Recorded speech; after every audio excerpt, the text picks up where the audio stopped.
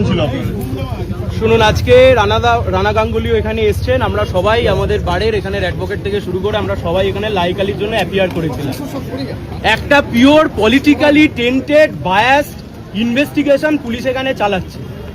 মুখ্যমন্ত্রীর কথায় মুখ্যমন্ত্রীকে খুশি করবার জন্য লাইক আলিকে অ্যারেস্ট করা হয়েছে। লাইক আলি 10 তারিখে হাইকোর্টে একটা মামলা করেছিল। 11 তারিখ তার কপি এসে বারুইপুর থানায় এসে পৌঁছায়। ঠিক 12 তারিখ কোনো একজন ব্যক্তিকে দিয়ে আরেকটা কমপ্লেন করিয়ে ঠিক সেদিনকে তাকে অ্যারেস্ট করানো হয়। তদন্তের নামে প্রহসন চলছে। ঠিক আগের জামানায় যা চলতো তার ভাবশিষ্য হিসেবে একই কাজ এখানে ওনারা করছেন। আমার ভূমিকা কি গোটা ঘটনায়? ভিডিওতে দেখা যাচ্ছে আমি থানার পুলিশকে সাথে নিয়ে আমি মবকে বরং কন্ট্রোল করছি, আমি সেখানে মবকে থামাচ্ছি। আমার নামে আপনি একটা পলিটিক্যালি মোটিভেটেড বায়াসড ইনভেস্টিগেশন চালু করে দিলেন। 3-3টে এফআইআর রয়েছে। আমরা আমাদের সাবমিশনে বলেছি, এখানে রানাদাও রয়েছে, আমরা আমাদের সাবমিশনে বলেছি কতগুলো এফআইআর করবেন। আইনের ধজিয়া উড়িয়ে রেখে দিয়েছে। গোটা কোর্ট চত্বরকে একটা মব অ্যাটাক করবার জন্য সেখানে দাঁড় করিয়ে রেখেছে। কি ছুড়বেন? ডিম ছুড়বেন? অ্যাকিউজ নিরাপদ নয়, অ্যাকিউজদের কাউন্সিল নিরাপদ নয়। This is rule of law. 2 মাস হলো ক্ষমতায় এসছেন, রুল অফ ল বলে কিছু রেখেছেন আপনি? শুধুমাত্র একটা সিপিআইএম এর লিডার, সে সেখানে ভোটে দাঁড়িয়েছিল। আপনি উদ্দেশ্য প্রণোদিত ভাবে আপনার মনে হয়েছে আপনি বিভিন্ন রকম ভাবে চাপ সৃষ্টি করে একটা নতুন করে পুলিশ কমপ্লেন করে তাকে আপনি অ্যারেস্ট করালেন। কখন? আপনি জানেন যে সময়তে হাইকোর্টে মামলাটা উঠলে সে একটা প্রোটেকশন পেয়ে যেতে পারে। আমরা আমাদের সাবমিশন করেছি, উনি রিজার্ভ রেখেছেন, কিন্তু এটা সম্পূর্ণভাবে রাজনৈতিক উদ্দেশ্য প্রণোদিত একটি মামলা, যে মামলা করে সিপিআইএম নেতা লাইক আলীকে গ্রেপ্তার করা হয়েছে।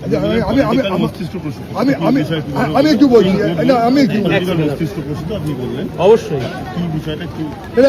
পলিটিক্যালি মস্তিষ্ক প্রসূত মুখ্যমন্ত্রী বলছেন ধর্ষণের ঘটনাকে সুপারসিড করবার জন্য গোটা বিষয়টাকে কমিউনাল অ্যাঙ্গেল দিয়ে হিন্দু মুসলিম করার চেষ্টা করছেন। আমার ভূমিকাটা কি? আমি পুলিশকে সাথে নিয়ে গিয়ে মবকে কন্ট্রোল করেছি, এটা আমার দোষ? আমি প্রতিবাদী কণ্ঠ হিসেবে গিয়ে ভিকটিমের ফ্যামিলির পাশে দাঁড়িয়েছি, এটা আমার দোষ? আজকে এমন একটা সিচুয়েশন তৈরি করে দেওয়া হলো ধর্ষণের ঘটনাকে সুপারসিড করে এই ঘটনাকে সামনে নিয়ে চলে আসল। লাইক আলী কি টেরোরিস্ট নাকি?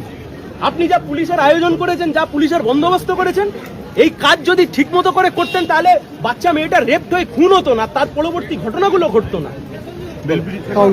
আমি একটা কথা বলি, ভারতবর্ষের আইনটা খুব পরিষ্কার।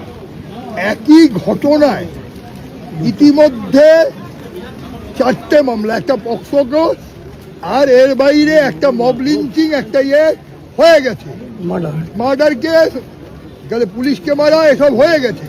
তাহলেও দ্বিতীয় এফআইআর সেই ঘটনায় আরেকটা এফআইআর হয় না।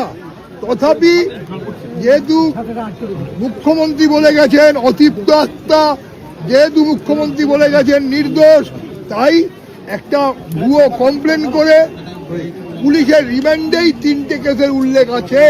তাহলে চতুর্থ কেস আবার আসবে কি করে সেটা আমরা পর্যন্ত বুঝতে পারিনি। আইনে এর কোনো ব্যাখ্যা নেই। এটা গায়ের জোরের বিষয় হচ্ছে,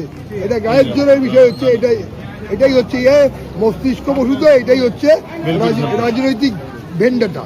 এইটাই আমরা সাধারণত বলেছি এবং বলেছি যে পরিবারের লোকজন, দুজনের পরিবার যে মারা গিয়েছে, তারা বলছে লাহেক আলী কারোর বাড়িতে যাননি, শুধুমাত্র ওই ঘটনাস্থলে গিয়েছেন। তারা ইন্দ্রজিতের বাবা মা বলেছে লাহেককে আমরা চিনি না, এবং এর বাবা মা বলেছে যে লাহেক তার বাড়িতে যায়নি, শুধুমাত্র রাস্তায় কি গন্ডগোল পাকানোর জন্য গিয়েছে। এটা কিন্তু রাজনৈতিক প্রশ্ন। 27টা ধারায় মামলা রুজু করেছে, 27টা ধারা। রেল লাইন উপড়ানো থেকে পুলিশকে মারধর করা, আমি নাকি পুলিশের কয়েদি ছাড়িয়ে নিয়ে চলে গেছি, ফরওয়ার্ডিং এ লিখেছে। হাস্যকর বিষয় তৈরি করছে রাজ্যের বুকে পুলিশ প্রশাসন।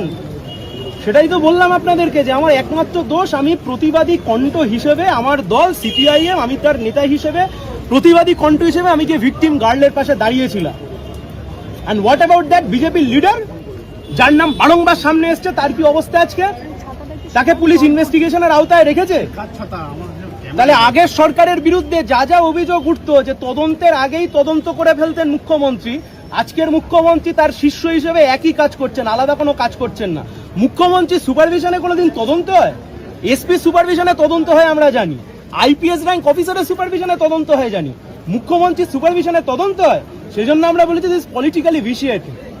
পলিটিক্যালি পলিটিক্যাল ভেন্ডেটাতে করেছেন। বিমান ব্যানার্জি গেছিলেন, বিমান ব্যানার্জিকে অ্যারেস্ট করা যায়নি।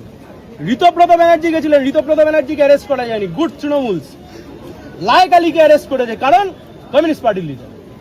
করতেই পারে, কিন্তু দেশের সংবিধানটা এখনো রয়েছে, প্রতিবাদী কণ্ঠকে এইভাবে থামাতে পারে। 27টা সেকশন, 27টা সেকশন, যার সঙ্গে কমপ্লেন এবং রিমান্ডের কোনো